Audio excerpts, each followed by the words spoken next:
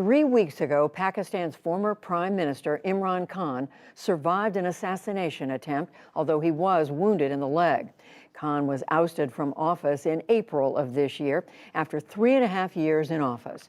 Ever since, his PTI Populist political party has made significant gains in regional elections, and he draws massive crowds to his rallies, where he demands early elections, calls out corruption, and points fingers at the powerful Pakistani military for his removal. He spoke with Amna Nawaz this morning ahead of another massive march to Islamabad on Saturday. She asked him how he's doing since the attack.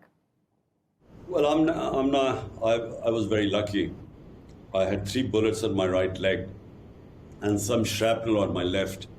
So the 2 flesh wounds are healing well, but the bone, where my bone got cracked by the 3rd bullet, that's causing me a bit of a discomfort.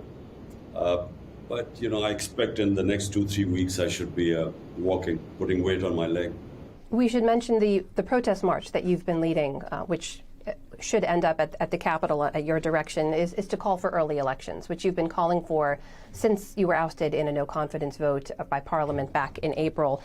But there are those that argue that your protests and your disruptions, which have gone on since you were ousted, actually disrupt the political and economic stability of the country. There are scheduled to be elections by next summer, I believe. So why not wait until then and run? Well, Amna, first of all, none of my activities have been disruptive. We have public rallies. People come to the rallies. We, what is our democratic and constitutional right, we talk about the injustice that is taking place in this country, where this cabal of crooks have been foisted on us. And secondly, the economy has gone to the ground. Financial markets outside Pakistan and within the country have lost confidence in this government. And all our economic indicators are going down. So if they don't hold elections immediately, it doesn't bother my party because we are gaining all the time. But our worry is that they will leave the country in a state where it will be beyond anyone's control. On this march, you have mobilized thousands and thousands of people to head towards the capital city. How worried are you about the possibility of violence once they get to the capital city, and what can you do to stop it, if so? Amna, I have done almost 60 to 65 rallies in the last 7 months since I've been out of power. Never has any of my rallies been violent. The only time there was disruption was when this assassination attempt took place. Saturday, when we go to Pindi, actually, rather than Islamabad, it will be a completely peaceful protest. The reason why my strength has grown in Pakistan, why the party has got bigger with time, is because the government has flopped. Now, if it goes the whole way, fine, we will wait. My only concern is that, the way things are going, we could be heading towards chaos. I mean, economic chaos. But experts who look more broadly say that the country's economic dysfunction is not just about any one government, it is systemic. So you were in power for 3.5 years. What did you do to address those problems while you were in office? The 2 parties have been in power in Pakistan for 30 years. And 30 years, the military governments have been in power. My party came, we only had 3.5 years in government. We broke all records of exports in Pakistan, and our tax collection was the highest in our history. So we were heading in the right direction. You have repeatedly accused the United States of conspiring to remove you from office. You also said America treats Pakistan, quote, like a slave. But then a few days ago, in a recent interview with the Financial Times, you said all of that is, quote, over. It's behind me. You indicated you would like to have a good relationship with the United States. So why the U-turn? Firstly, it's just a fact that the Pakistan-US relationship has been lopsided.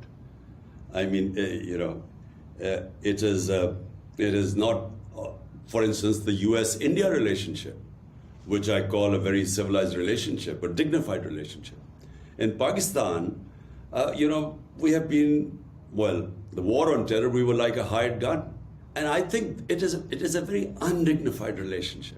If you were to win office, do you believe you could have a good working relationship with the United States? The United States is a democracy. Democracies accept criticism. Democracies accept other people's point of view. Master slaves don't. Pakistan's relationship with the US is very important for us. So, just because, the regime change, it shouldn't mean that I should have not in future any relationship with the US. And yes, I have my right to criticize. What about in neighboring Afghanistan? When the Taliban reclaimed power last year, you seemed to welcome them back into power. They have dramatically curtailed rights for women. Today marks 429 days since teenage girls were banned from entering classrooms. Were you wrong to support their return to power? What happens in Afghanistan affects Pakistan. Pakistan needs peace to develop its economy. And then if there's peace in Afghanistan, then Pakistan's future of connecting ourselves economically to Central Asia, it can only happen if there's peace in Afghanistan. But, sir, peace at what cost? 40 years people in Afghanistan have suffered. So all our interest is peace, whichever government comes in. For the first time, there is peace in Afghanistan. Now, about human rights, what is the world going to do? Am I justifying it? All I'm saying is, what should we do about it? Are we going to invade Afghanistan again to liberate the women? What are we going to do? The best way is to engage with them, bring them in the mainstream, and then put pressure on them and hope that the people of Afghanistan, and especially the women of Afghanistan, they're strong enough to assert their rights. Give them time. In the last year plus, have you encouraged those leaders to let girls back into school? No, there is no communication. So, if there's communication, we would talk about girls' education and so on. But do you believe that they should let girls back into school? You have a platform here. If you were to deliver a message to them now, what would you say? Look, of course, Amna, in Pakistan, in KP, which is the bordering province to Afghanistan, we give special stipends to parents who send their girls for education. We believe firmly that it's women education that actually builds societies. That is the former Prime Minister of Pakistan, Imran Khan, joining us today. Thank you for your time. Thank you, Amna.